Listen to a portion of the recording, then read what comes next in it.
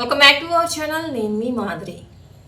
ఆశావాది, నిరాశావాది ఇలా ఇద్దరు ఉంటారని మనకు తెలుసు.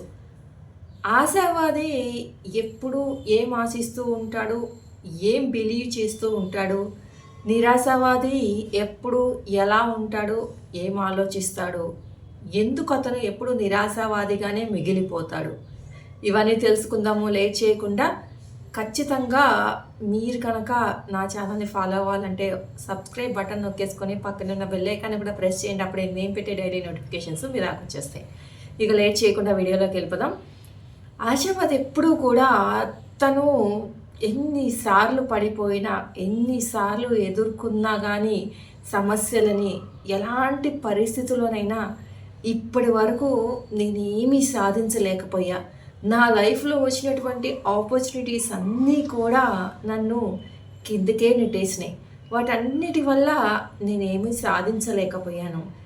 కానీ ఇంత జరిగినా కూడా ఇంకా నాలో ఉన్న ఆశ ఇప్పటి వరకు అయిపోయింది, ఏదో అయిపోయింది, వదిలేసే, ఇంకా ముందు ముందు నువ్వు చేయటానికి చాలా ఉంది, సాధించటానికి చాలా ఉంది, సమస్యలన్నిటినీ కూడా పక్కకు నెట్టేసి ఇంకేదో నీ జీవితంలో రాసి పెట్టుంది మంచి కాలము అని చెప్పేసి ఆశ పడుతూనే ఉంటాడు. ఆ ఆశని ఏదైతే తను ఫుల్ఫిల్ చేసుకోవాలి అని అనుకుంటూ ఉంటాడో దానికోసము అలుపెరగని పోరాటము ప్రతి క్షణం చేస్తూనే ఉంటాడు. ఆశావాది కాబట్టే ఎప్పుడూ కూడా నిరంతర కృషి ఉంటుందన్నమాట. ఎందుకు అంటే ఆశించడం మాత్రమే వాళ్ళకి తెలుసు. ఆశావాదులకి నిరాశకు లోనయ్యి, నిస్పృహలకు లోనయ్యి నేను ఇది చెయ్యలేను, నా వల్ల ఇది కాదు అని అనుకునే తత్వం వాళ్ళది కాదనమాట. ఎప్పుడు అలా అనుకునే తత్వం ఆశావాదులది కాదు కాబట్టే వాళ్ళు ఎప్పుడు కూడా ఆశపడుతూనే ఉంటారు. నా లైఫ్ బాగుండాలి, నేను ఇంకా ఏదో చెయ్యాలి, నాకు చేసే అవకాశం ఇంకా ఉంది అని చెప్పేసి వాళ్ళ చివరి క్షణం వరకు కూడా ట్రై చేస్తూనే ఉంటారు. మరి వీళ్ళకి క్వైట్ ఆపోజిట్ నిరాశావాదులు.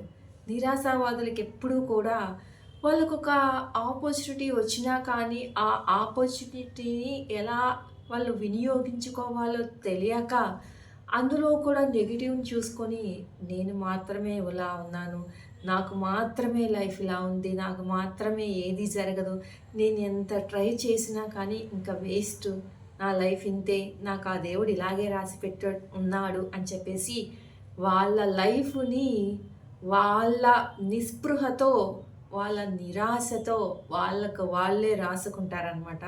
గుర్తుంచుకోండి, ఇది మీకు మీరే మీ లైఫ్ని రాసుకుంటున్నారు, అది ఏ దేవుడో రాసింది కాదు. ఎందుకు అంటే దేవుడు కూర్చోబెట్టి నిన్ను పక్కన, అమ్మా నేను నీకు ఇచ్చిన అవకాశం ఇది, దీన్ని నువ్వు ఇలా సద్వినియోగం చేసుకోవాలి అని చెప్పేసి స్పూన్ ఫీడింగ్ ఏమి ఇవ్వడనమాట. దేవుడు ఏం చేసినా ఇండైరెక్ట్గానే చేస్తూ ఉంటాడు.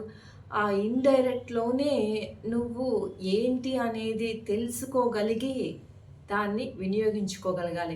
ఇంకా ప్రతిదీ కూడా ఆ మాత్రం ఛాన్సెస్ ఇచ్చినా కూడా నువ్వు చేయకపోతే ఇంకా మనకు మనిషిలాగా పుట్టి మనకు ఒక బ్రెయిన్ ఉండి మనం మాట్లాడగలిగి మనం ఇంత జ్ఞానం సంపాదించి ఉపయోగం ఏంటి చెప్పండి.